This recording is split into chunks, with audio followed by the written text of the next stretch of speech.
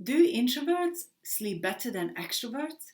And what about the third type of personality that most people don't even know about? Hi there, my name is Beatrix Schmidt from the sleepdeepmethod.com. As a sleep coach and speaker, I help professionals to overcome their insomnia and other sleep related problems. And this channel is all about providing you with practical sleep tips and advice.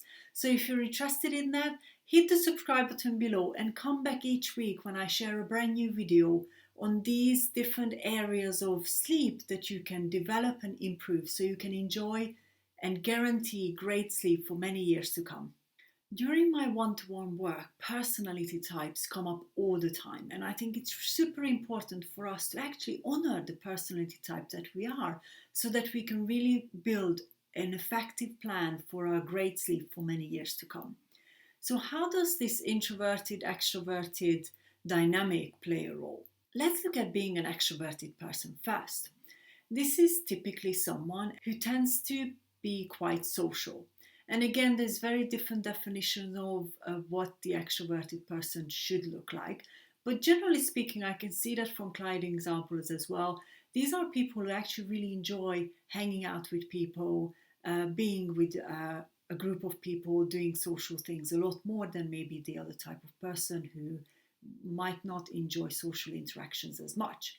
So, just as a general base, let's agree that an extroverted person is generally someone who tends to enjoy social interactions.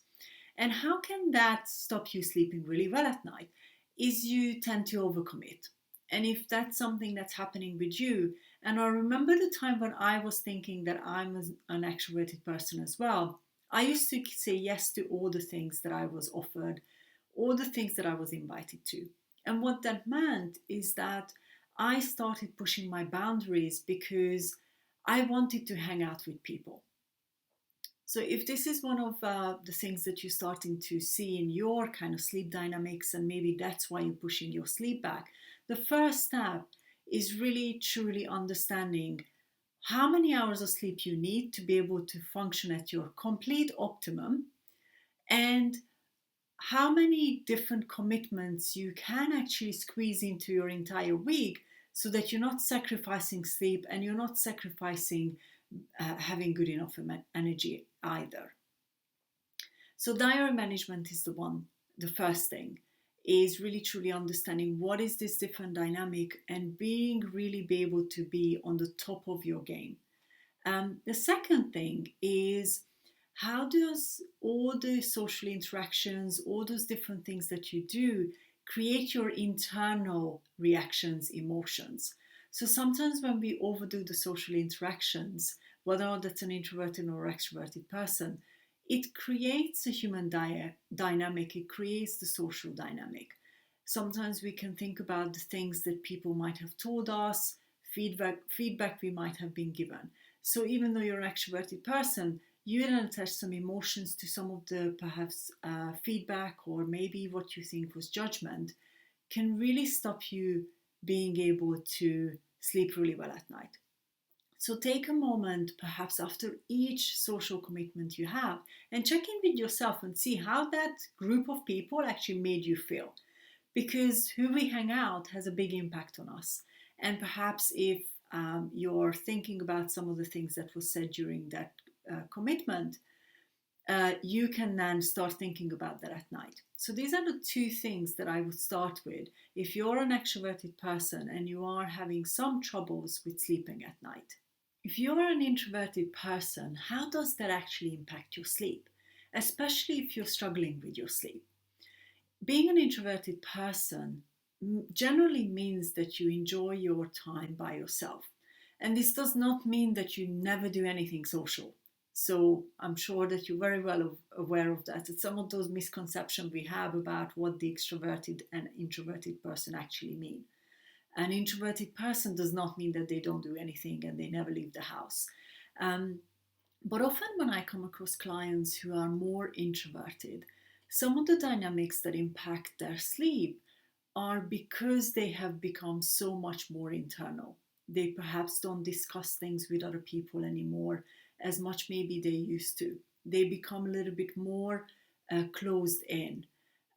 Sometimes this goes back to also trusting another person to share their fears and their worries and so on.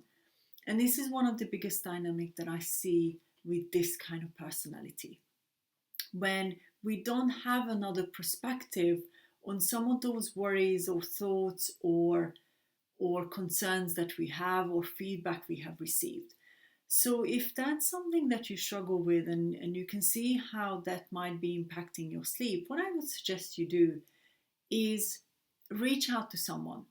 It doesn't mean that you have to tell them the entire story, but you can actually start looking at, do I see this the way that potentially another person can see it? Or is this something that perhaps I can't do anything about and it is something that I would just have to let go? And these are some of those dynamics that play a role in our ability to be able to sleep.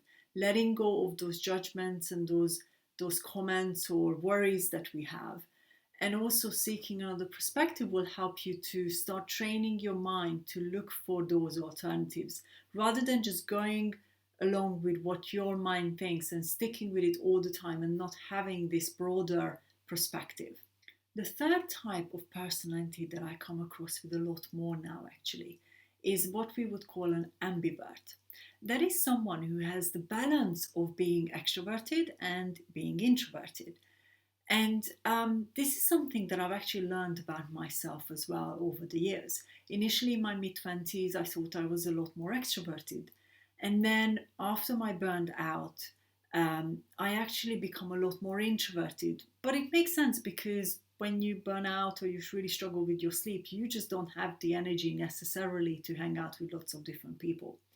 So today I think that I am definitely a lot more ambiverted, which means that I love going out and hanging out with friends and doing social things. I really enjoy being a speaker, holding workshops, speaking to audiences, being on stage. But I really actually need that recuperation time, being by myself and not doing anything social. So that might be simply just reading a book. It might be something like watching TV. And I really actually enjoy going to a cafe and just watching the world go by. That's something that I actually really need to be able to really recover from a lot of the social commitments that I have. So if you're more of an ambiverted person, one of the keys that I have seen is how you can create this good balance between the two. So you're not going extreme extroverted all the time and you're not going extremely introverted all the time. And I think this goes back to some of those previous points I mentioned, is how can you first of all really understand how to manage your entire 24 hours.